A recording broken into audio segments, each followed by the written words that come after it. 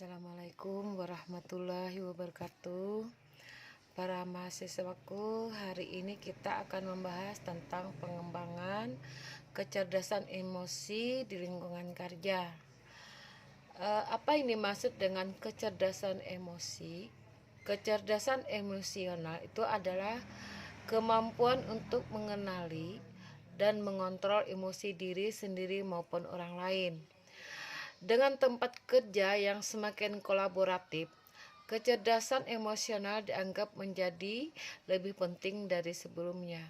Saat ini banyak pekerjaan yang tidak hanya membutuhkan orang-orang dengan kecerdasan intelektual saja, tetapi juga bagaimana mereka menghadapi kehidupan sosial. Berikut beberapa komponen kecerdasan emosional yang penting dimiliki oleh seseorang dan bagaimana cara meningkatkannya. Yang pertama itu adalah kesadaran diri. Pakar kecerdasan emosional Jin Shirkani menjelaskan bahwa kesadaran diri memiliki dua bagian, yakni emosional dan sosial. Kesadaran diri emosional itu adalah mengenai kekuatan, kelemahan diri, kepribadian, gaya komunikasi diri sendiri, dan banyak lagi. Mendapatkan kesadaran diri emosional relatif mudah karena kita dapat mengikuti tes kepribadian atau banyak refleksi diri. Di sisi lain,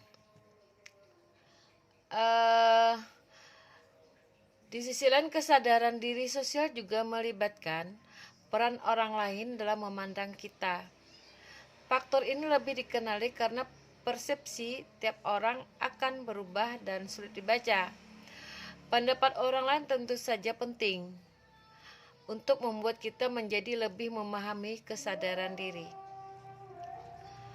Salah satu tantangan kesadaran diri adalah kita tidak selalu mengetahui kelemahan kita.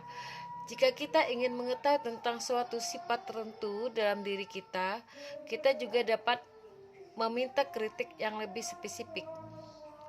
Misalnya, meminta rekan kerja memerhatikan keterampilan mendengarkan kita selama rapat untuk melihat apa kita sering terganggu atau sering menyela.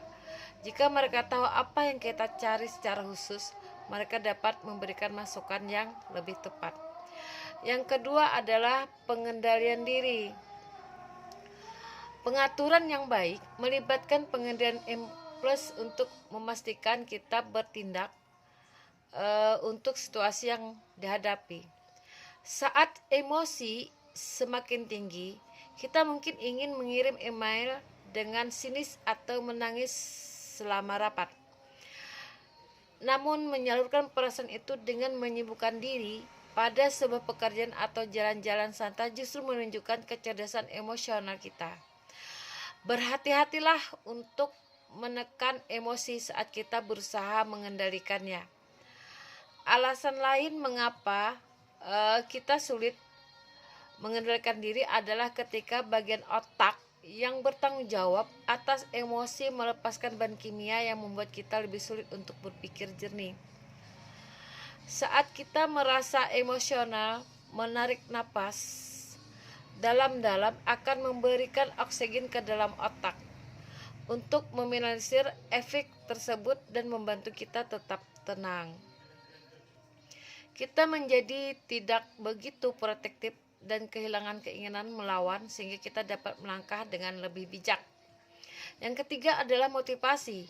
Orang yang cerdas secara emosional tetap termotivasi.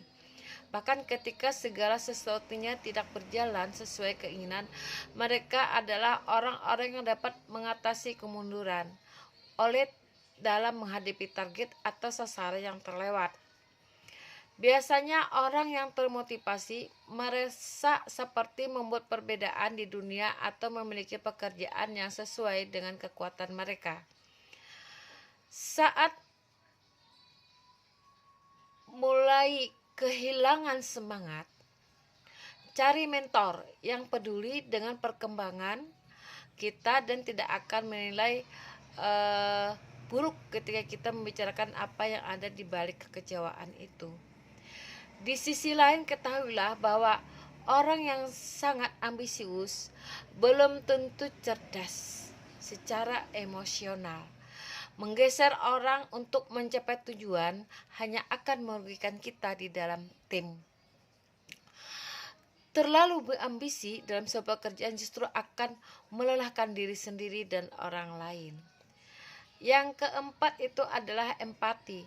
Empati bukan hanya tentang merasakan penderitaan orang lain selama masa-masa sulit. Ini memahami sudut pandang, tantangan, dan kekuatan mereka. Kita tidak harus setuju dengan sudut pandang tersebut, tetapi hal ini akan membantu kita menyadari mengapa orang bertindak seperti itu.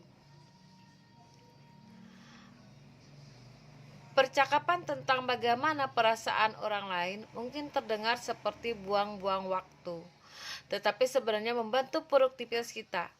Jika kita tidak dengan orang lain dan ada emosi atau stres yang tidak terkelola, kita akan menghabiskan terlalu banyak untuk hal-hal itu. Meningkatkan empati itu semudah memanfaatkan keinginan tahuan kita. Setiap orang berbeda, dan mengajukan pertanyaan membuat kita dapat memahami mengapa seseorang merasakan apa yang mereka rasakan. Mengakui emosi orang lain juga dapat meningkatkan empati dengan memvalidasi emosi orang lain. Keterampilan sosial membantu orang yang cerdas secara emosional memenangkan hati orang lain dengan cepat. Ini adalah kemampuan untuk berbahasa basi, membangun hubungan dengan cepat, dan merasa nyaman dalam lingkungan sosial alami di mana mereka mungkin tidak mengenal orang. Keterampilan sosial sangat penting selama percakapan yang sulit. Sebelum memberikan kritik yang membangun, jelaskan bahwa kita membagikan pemikiran karena ingin membantu, bukan menghakimi atau menyalahkan. Dengan begitu, orang lain bisa menerima apa yang kita katakan tanpa merasa stres karena kehilangan rasa hormat. Kita harus memperjelas niat positif untuk masuk ke dalam sebuah percakapan yang sulit, karena itu membuat otak emosional mereka tenang. Terapkan cara ini untuk memberikan lebih banyak kritik yang membangun tanpa menyinggung orang lain. Sampai di sini dulu mahasiswaku sayang. Ini bahan terakhir dari Ibu. Mudah-mudahan nanti kita bertemu di semester yang akan datang dengan mata kuliah yang berbeda. Assalamualaikum warahmatullahi wabarakatuh.